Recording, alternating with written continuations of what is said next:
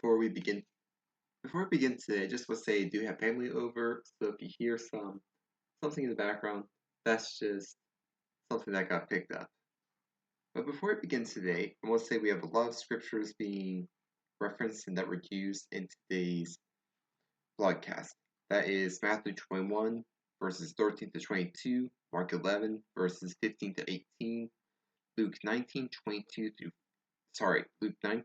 44 through 48, John 2, verses 1 to 22, Psalm 69, verse 9, 1 Corinthians 6, 1 Corinthians chapter 6, verses 19 to 20, and Exodus chapter 12, verses 21 through 28.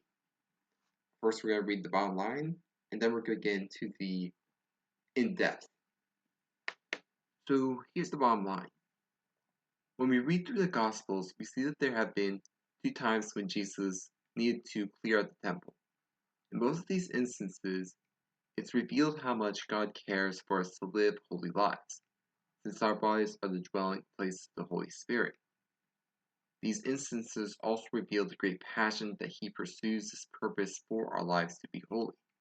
When we encounter these times, we have 2 options before us. We can either quench the Holy Spirit, which parallels the elders who plotted to kill Jesus, or we can be humble and accept the chastisement, which lets us be transformed to restored holiness. For He cleansed the temple for the purpose of restoring the holiness that was meant to exist in it, just like our own lives are meant to be holy as He is holy. Now, for those of you who have a bit more time set aside for these, because I all know that life gets busy and it's hard, last week is also known as Holy Week, which starts on Palm Sunday and then concludes with the Resurrection Sunday. On Palm Sunday, when we were reading the account from Matthew about Jesus riding in a donkey on that day several thousand years ago, I continued reading throughout the scriptures when I got home later that day and found something very interesting that was also the same week that Jesus decided to clear out the temple. And it's not so much they decided that He had to clear out the temple. And I also found something very cool when you look at all the accounts that exist. So in all 4 Gospels, that would be Matthew, Mark, Luke, and John, there are only 2 events that are ever recorded by all the authors. The multiplication of the loaves and fishes to feed the 5,000, and the resurrection of Jesus from the dead. And I bring this up because Jesus cleansing the temple has been recorded in all 4 of the Gospels. There is one key difference between John's Gospels and all the others that exist. In John's Gospel, the one he records is at the beginning of his ministry, but the other one is at the end, right after he comes into Jerusalem on the donkey. So this tells us we have one time of cleaning the temple at the beginning and one time cleaning the temple at the end of his ministry.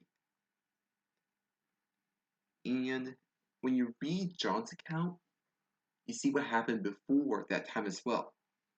During that time when Jesus was beginning his earthly ministry, he cleared the temple right after he performed the first miracle at the wedding feast in Cana, which was when he turned the water into wine. So the scripture is filled with all sorts of symbolism and foreshadowing of who Jesus is. And John, being the more poetic of the authors of the Gospels, this has a lot of it. I'm doing my best to keep this short, but we all know that's impossible for me because, this is not Thursdays, not Slacker Thursdays. No offense to you slackers out there. I'm a slacker when I want to be. Okay, going back to today's main focus, in the account of the wedding at Canaan, I'm going to need to double check that one moment as I pause. So I've just double checked my old scriptures, And yes, it was Cana. I was just saying Canaan because it's elsewhere in the scripture. Sorry, my brain gets confused, and we've all been there. As I was saying, as he was at the wedding feast in Cana, Jesus turned the water into wine after it was poured into the stone jars that were used for ceremonial cleansing, a wine that was called by the master of the banquet to be the best wine when he compared it to all the ones that had beforehand, the ones that had been brought out earlier to the feast, saying that the best had been saved for last. This parallels Jesus in several ways. First, Jesus is the final sacrifice for sin because he is perfect, or in other words, he is the best. And at the Last Supper, he says that the cup is the blood of the new covenant, one which shall be sealed by his own blood, blood that brings transformation to our souls by making us holy again in the sight of God. And just as the wine is a symbolic foreshadowing of the coming changes, so too is Jesus clearing out the temple. The way he cleared out the temple was with zeal, and that was fulfilling the words in Psalm 69, verse 9, saying, "Zeal for your house will consume me." I looked up zeal in Webster's dictionary, and it is defined as an ardent pursuit, and synonyms include passion, fervor, and enthusiasm. All these words mean strong emotion that compel action to be taken. Jesus cleaned out the temple not as some boring chore, but as something he had to do, doing it with dedication and purpose to his actions.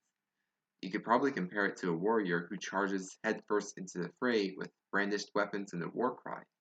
That's the type of image that comes when I look at the word zeal, someone who really cares about their job. And when the Jews witnessed this event, they were shocked, and the leaders asked him for a sign to prove his authority to do this. Because, of course you will. You see someone doing a bunch of things in your temple, you ask, whose authority do you have to do this? So he said, "Destroy this temple, and I shall build it back in 3 days." And this was referring to his own body, which ties us nicely into what Paul told the church in Corinth, saying in 1 Corinthians chapter 6, verses 19 to 20, "Do you not know that your bodies are temples of the Holy Spirit who is in you, whom you have received from God? You are not your own, you were bought at a price. Therefore, honor God with your bodies." As all this is being established, and has been established in Scripture, should we really be surprised when Jesus comes at us with the same fervor about how we live our own lives? If our body is the new temple then what we do with it is important to God. That is why I find it fascinating that Jesus' first miracle is to foreshadow the transformation that is to occur in spirit. It is also a foreshadow of the final sacrifice that is to be the best and the last one to be made. Then, through action, he demonstrates the purpose it is being made for, and how ardently it will be pursued, not with anything done halfway or half-heartedly, but with an unending passion until it is completed to fulfillment. That is why Jesus cleared out the temple yet again when he came the second time, right before he was to be crucified, and then cry out, "It is finished." But his disciples only understood this after he was resurrected. That's why John made certain to write these things into his gospel. Because a lot of times we will go through things, and it's only after going through them when the Spirit of the Lord reveals things to us that we come to that understanding. When we look at both instances, there is one thing that is the same, and that's it is occurred during the Jewish feast of Passover. That feast is a remembrance of the plagues put on Egypt before they remained free.